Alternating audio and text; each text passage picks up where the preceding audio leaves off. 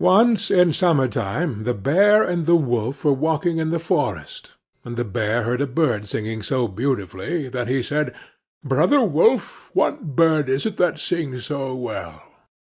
"That is the king of birds," said the wolf, "before whom we must bow down." In reality the bird was the Willow-Wren. "If that's the case," said the bear, "I should very much like to see his royal palace. Come, take me thither." "That is not done quite as you seem to think," said the wolf. "You must wait until the queen comes." Soon afterwards the queen arrived with some food in her beak, and the lord king came too, and they began to feed their young ones. The bear would have liked to go at once, but the wolf held him back by the sleeve, and said, "No, you must wait until the lord and lady queen have gone away again." So they took stock of the hole where the nest lay, and trotted away. The bear, however, could not rest until he had seen the royal palace, and when a short time had passed, went to it again. The king and queen had just flown out, so he peeped in, and saw 5 or 6 young ones lying there. "Is that the royal palace?" cried the bear. "It is a wretched palace, and you are not king's children, you are disreputable children." When the young wrens heard that, they were frightfully angry, and screamed, "No, that we are not. Our parents are honest people. Bear, you will have to pay for that." The bear and the wolf grew uneasy, and turned back and went into their holes. The young willow-wrens, however, continued to cry and scream, and when their parents again brought food, they said, "We will not so much as touch one fly's leg, no, not if we were dying of hunger, until you have settled whether we are respectable children or not.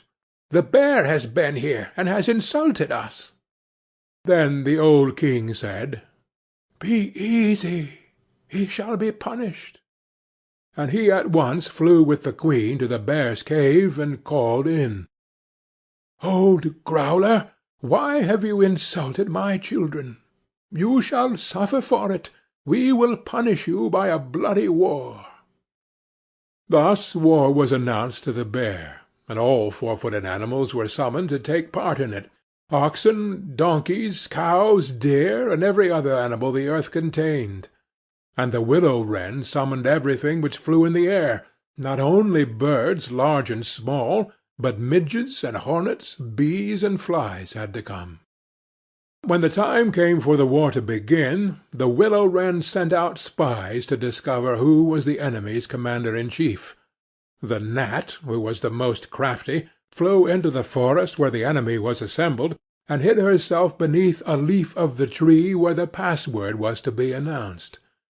There stood the bear, and he called the fox before him, and said, "Fox, you are the most cunning of all animals. You shall be general, and lead us."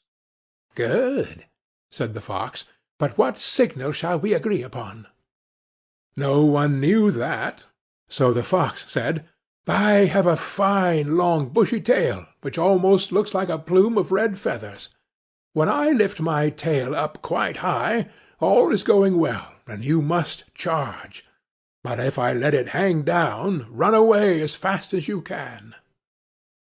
When the gnat had heard that, she flew away again, and revealed everything, down to the minutest detail, to the willow-wren. When day broke, and the battle was to begin, all the 4-footed animals came running up with such a noise that the earth trembled. The willow-wren with his army also came flying through the air with such a humming and whirring and swarming that every one was uneasy and afraid, and on both sides they advanced against each other.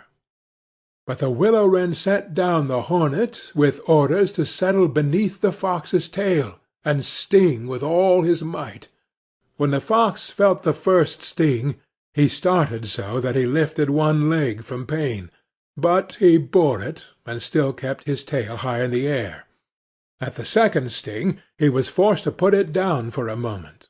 At the third he could hold out no longer, screamed, and put his tail between his legs. When the animals saw that, they thought all was lost, and began to flee, each into his hole, and the birds had won the battle. Then the king and queen flew home to their children, and cried, "Children, rejoice! Eat and drink to your heart's content. We have won the battle." But the young wrens said, "We will not eat yet.